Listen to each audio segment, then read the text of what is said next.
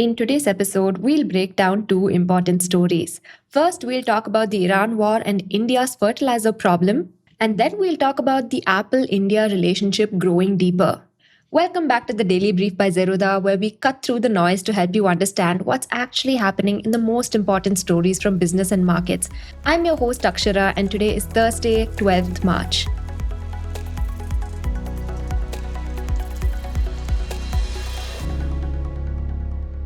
Coming to the first story. We've previously covered how the Iran-Hormuz conflict is disrupting oil flows, shipping lanes, and marine insurance. But lately, the war is also hitting something closer to the ground. Fertilizers. Prices have risen anywhere from 20 to 30% in a matter of days. The Rabobank's Urea Affordability Index has fallen to its second lowest level since 2010, next only to where the Russia-Ukraine war had driven it in 2022.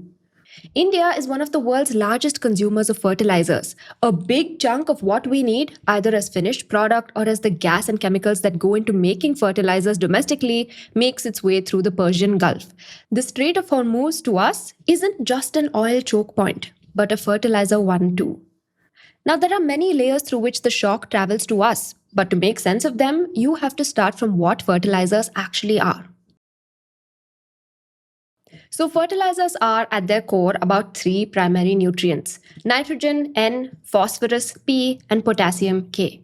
Every bag of fertilizer, urea, DAP, MOP, those 10, 26, 26 NPK blends is some combination of these three. Now, each nutrient has a completely different supply chain, making it vulnerable to this war in a completely different way.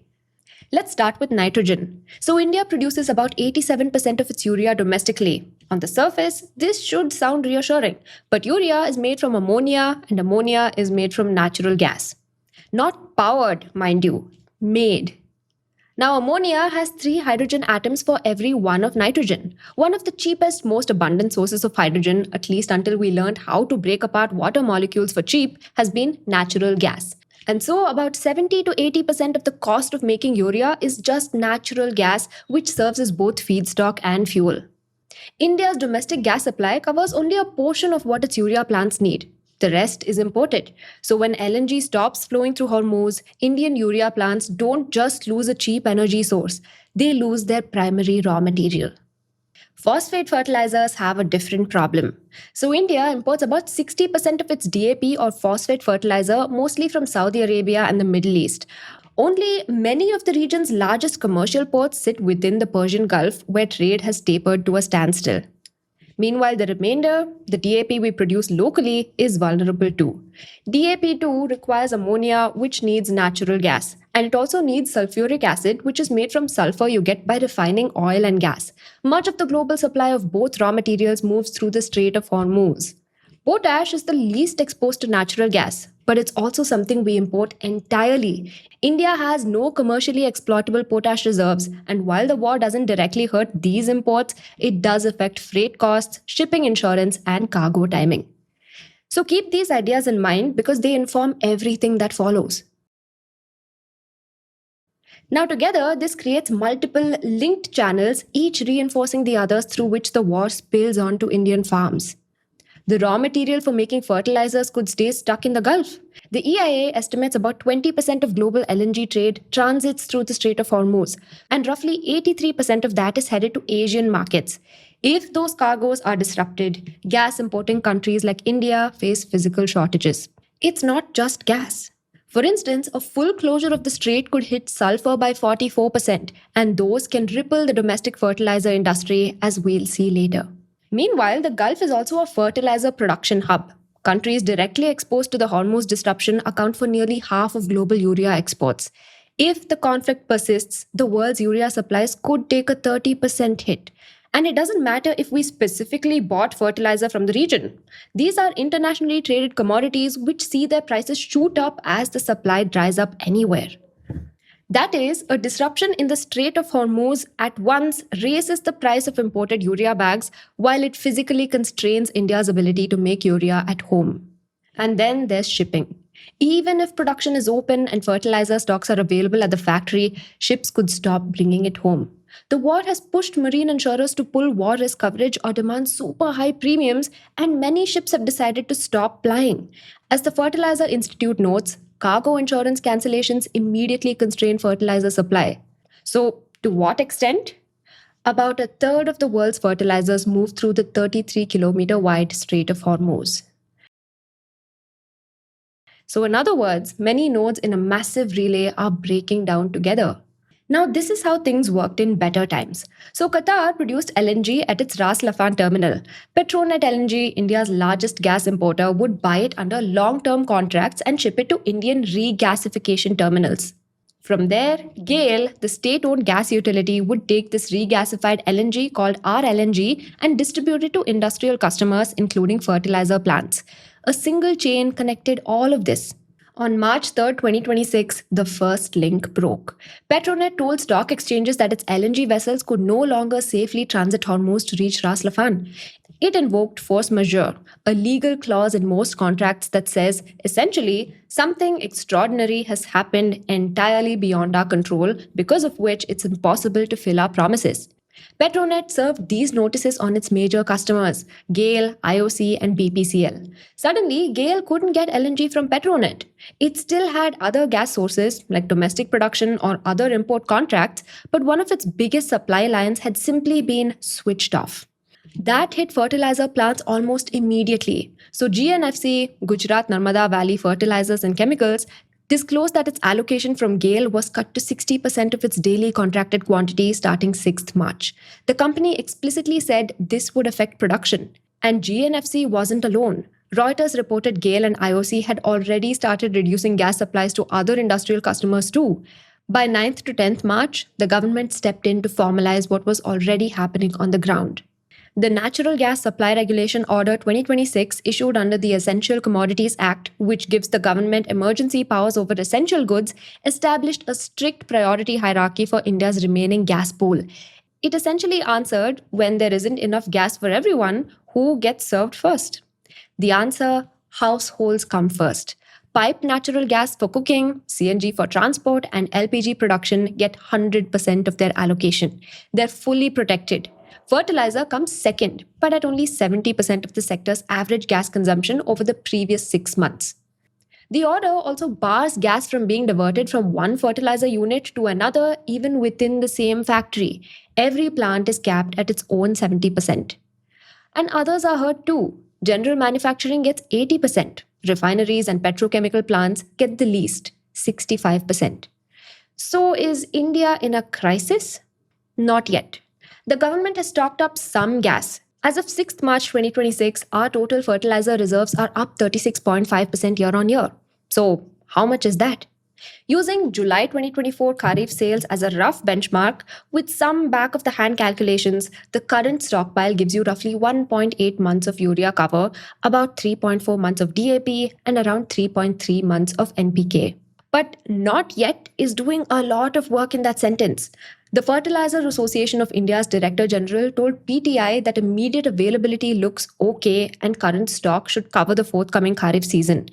But it also said some shortage in imported fertilizers is expected if the war continues. What actually happens depends almost entirely on timing. So kharif sowing picks up with the southwest monsoon in June, and DAP is typically applied at sowing for root establishment. Urea comes later as a top dressing. Fertilizers don't hit the field right now in March, but it is the critical stocking and planning window. For now, companies have deliberately moved their scheduled maintenance shutdowns into March, saving gas for when plants need to run flat out closer to June. Now, this gives us some breathing room, but only if the disruption doesn't outlast it. If we see a short shock resolved by mid-April, that mostly just raises import costs. It'll be painful, but manageable. But a prolonged disruption that runs into May and June is a different story entirely. And that's when we might see serious shortages. India's fertilizer situation is tricky to read from the outside. Urea is the only fertilizer with a statutorily controlled retail price. Meanwhile, potassium and phosphate fertilizers sit under the nutrient-based subsidy framework with indicative MRPs. So when global prices spike, the first hit won't be to the farmer at the retail counter. It'll be to the government's subsidy bill, to importers' working capital, and to the margins of anyone making fertilizer. The system would look comfortable given that we have some stock, but underneath the surface, it'll become increasingly expensive, more rationed, and more fragile to manage. CRISIL explicitly warns that higher international prices combined with reduced LNG availability would push subsidy needs well above budget. So the government had provisionally set its 2026-27 fertilizer subsidy at rupees 1.71 lakh crore, a number that was already looking tight before the war. We faced similar situations back in 22 when fertilizer prices spiked because of the Russia-Ukraine war. So the state absorbs the shock before the farmer does, but its absorption capacity isn't infinite. Right now, prices are rising while supply chains are stressed. Some rationing has begun, but this is not, at least not yet, a repeat of the 2022 Russia Ukraine fertilizer shock when urea briefly touched $900 per ton and global supply chains were broken for months. Current international urea prices are around $540 to $675 depending on the benchmark. The situation is serious, but it isn't a full blown crisis.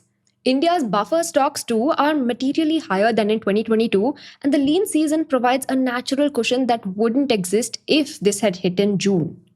But it all depends on how long the disruption lasts. If you want to gauge where we are, look at whether Petronet and GAIL restore allocations, whether more fertilizer producers disclose gas cuts, whether ammonia and urea prices stabilize, and whether the Department of Fertilizer's stockpile keeps replenishing ahead of kharif. But if shortages grind into May and June, this comfortable story can flip into a huge problem, hitting specific states, specific crops, and specific farmers at exactly the wrong moment. For all the sources mentioned in this video, don't forget to check out our newsletter. The link is in the description. Coming to the second story. Now, this story starts with a milestone. As of today, India makes around 25% of all iPhones in the world. A decade ago, we hardly registered in Apple's manufacturing plans. But the biggest criticism against this is that making is a generous description. Most of the high value parts inside an iPhone, the display, the processor, the camera module, are still imported mostly from China. All that India provides is cheap labor to assemble those parts into a phone. And by that reading, India is not running an industrial revolution. However, that framing may be changing. Now, we've never really looked at what Apple's supplier ecosystem in India looks like, and it turns out that has been growing. We know the big names like Foxconn and Tata, but the suppliers sitting beneath them are what really determines whether Apple's presence in India amounts to something lasting. Let's start with a theoretical framework that'll help us think through this story. So, a country's development isn't just about huge anchor factories of the kind that a multinational like Apple sets up. What matters more is the economic activity that such a factory pulls in around it, also known as backward linkages. See, when a large MNC starts sourcing parts from locally based suppliers, it sets a flywheel in motion. And those suppliers must upgrade to meet the anchor firm's high standards. That means investing in machinery, management practices, and skills. An industrial base begins to form around the anchor investor. And the hope is that once enough of a domestic base is built, workers leave to start their own firms and standards rise across the sector. The deeper the industrial base becomes, the harder it is for the anchor investment to leave the country. Economists Beata Jaworczyk and Theodore Moran have shown that in the most successful cases of development through foreign investments, the metric of success isn't how big an anchor factory like Apple is. You win when both foreign suppliers are investing alongside the anchor, and more importantly, local entrepreneurs are also entering the value chain. On the flip side, FDI can also fail disastrously. A foreign firm sets up assembly, imports almost all of its components, exports the finished product, but remains entirely disconnected from the domestic economy.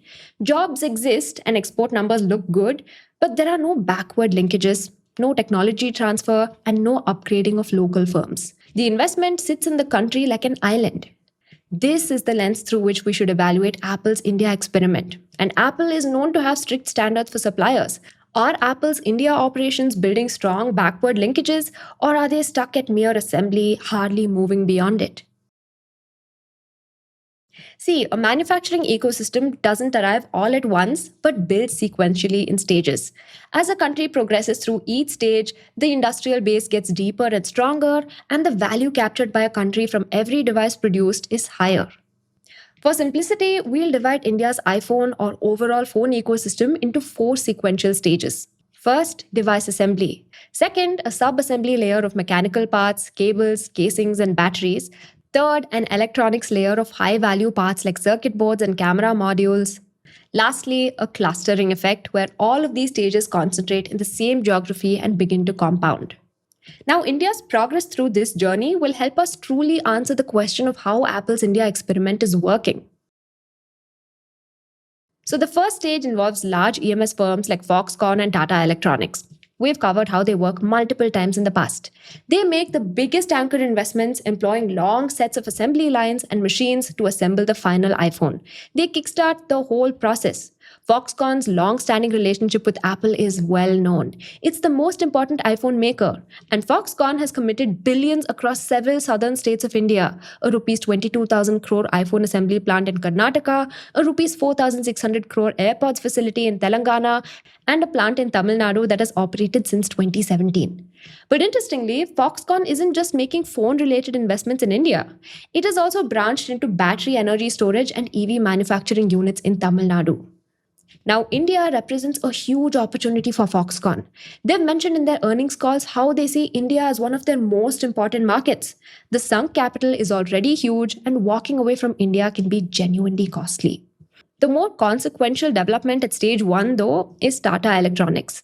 After all, it's the first indigenous anchor firm and the second biggest firm in Apple's India ecosystem. After making two big EMS acquisitions, Tata now assembles iPhones at scale. Though it may not be as efficient as Foxconn yet, it's a signal that we're not entirely dependent on foreign contractors for critical assembly work. An added benefit of this is that Tata subsidiaries could even use this foothold to move deeper into Apple's supply chain. We'll come back to this later. Perhaps the most important signal of success in this stage is this. Initially, Apple's India operations only made older tier iPhones.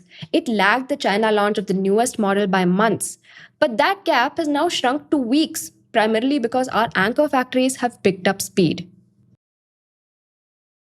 Now, the next stage is where the backward linkage story starts to get interesting. And Foxconn arrival has done what anchor investments are supposed to do: pull in suppliers. Apple's official supplier list in India now includes foreign firms that make power cables, connectors, chargers, battery packs, and phone casings. Some of the major foreign suppliers who have invested in India include Yuto, JBL Electronics, battery maker ATL, etc. Now, these parts are mostly meant for the outer shell of the iPhone and aren't very complex to make, but they're necessary and represent a step up from stage one. These firms weren't independently drawn to India but came because of their biggest customer, Foxconn. Moreover, domestic firms are entering this layer too. Take, for instance, the auto ancillary Motherson Group. It has a joint venture with a Chinese firm to make glass related parts for Apple. Aquos, one of India's largest aerospace part makers, makes MacBook enclosures and mechanical Apple Watch components. Now, in this stage, India has genuinely made good progress, capturing more value from an iPhone over time. India's total domestic value added, or DVA, in iPhones now sits between 15% to 20%, up from single digits a few years ago. In fact, as we've covered before, the DVA across Indian iPhone manufacturing overall has grown significantly before and after the PLI scheme was introduced. Stage 3, the most technical, knowledge-intensive stage, is still lacking. Most of an iPhone's value truly sits in the complex, high-tech electronic parts that it houses. Think camera modules, printed circuit boards, sensors, display assemblies, and so on. Building these parts at scale requires not just capital, but years of technical know-how. Some presence here is emerging. Take, for instance, Corning, the manufacturer of Gorilla Glass. This is no mere glass and is extremely difficult to make, but through its joint venture with Indian firm Optimus Infracom, Corning has made investments in India to supply Gorilla Glass this year. Or take Sunny Optical, a Chinese firm making camera modules through a joint venture with Indian firm Celcon. They invested over $300 million in 2023 in an Indian facility meant mostly for Apple. In fact, Titan, the watchmaker and also a Tata subsidiary, was also in talks to supply the iPhone's camera module. But this layer is still really thin. We still import most of these highly technical, specialized parts from China, which has enjoyed years of dominance. Moreover, indigenous Indian firms are still underrepresented.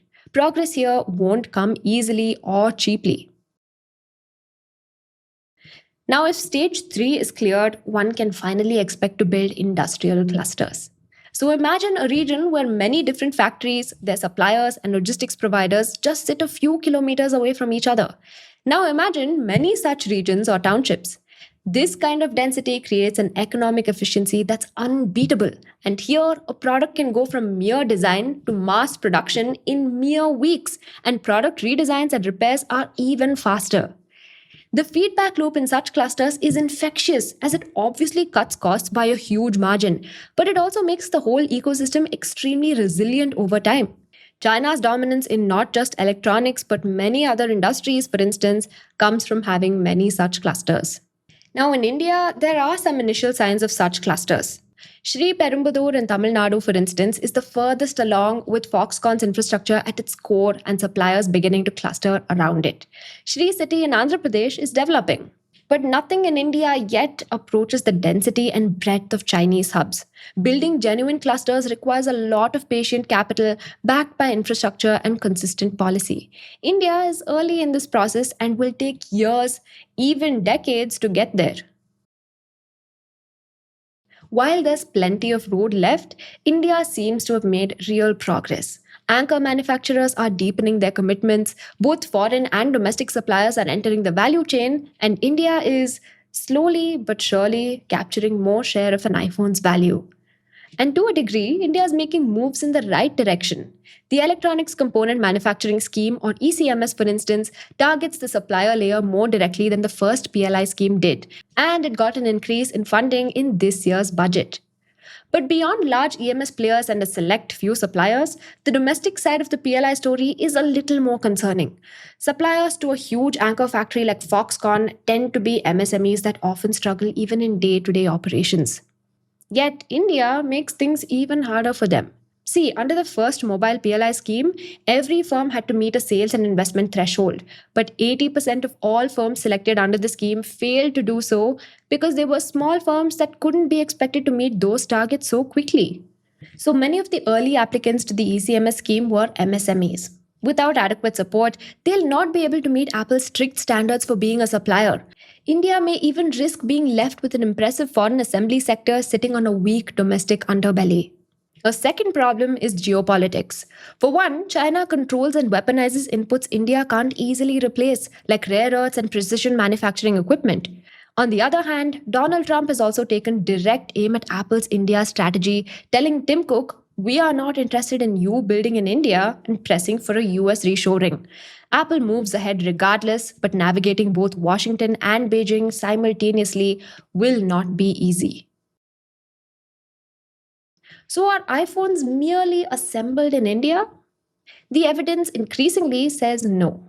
Domestic value addition is rising, a supplier ecosystem is taking shape, even if unevenly. Indian firms are entering Apple's value chain at multiple levels, and Apple itself is entrusting India with its more difficult work. What India hasn't achieved yet is a meaningful presence in the electronics layer, let alone clustering. Making PCBs at scale, for instance, is not easy, and Indian firms are indeed trying to do so. Those are the harder tests, and in comparison to China, we're honestly still decades behind. But every electronics powerhouse today, China, Vietnam, Malaysia, once passed through the phase India now finds itself in. And Apple's India experiment, by most indications, may only just be beginning. Now coming to the tidbits. Trump announced that the US will build its first oil refinery in 50 years in Texas with financial backing from Reliance Industries. Reportedly, this is a historic $300 billion deal which will also help reset Reliance's historically tense relationship with Trump. Coming to the next tidbit. Meta has acquired Moltbook, a social media platform launched in late January where AI agents, not humans, autonomously post, comment, and interact with each other. The platform went viral almost instantly, racking up millions of registered bots within days, though it also drew skepticism over fake agents and security concerns. Coming to the final tidbit. The escalating US-Israel-Iran conflict has disrupted Strait of Hormuz oil flows, triggering an acute LPG shortage in India and sending consumers scrambling for electric alternatives. As a result, induction cooktop sales surged nearly 20 times on Amazon India in a single 24-hour window, while quick commerce platforms like Blinkit and Zepto saw most models sell out across major cities. That's all the news I have for you. Thank you so much for watching and see you in the next one. Disclaimer: this content is for informational purposes only. None of the stocks, brands, or products mentioned are recommendations or endorsements.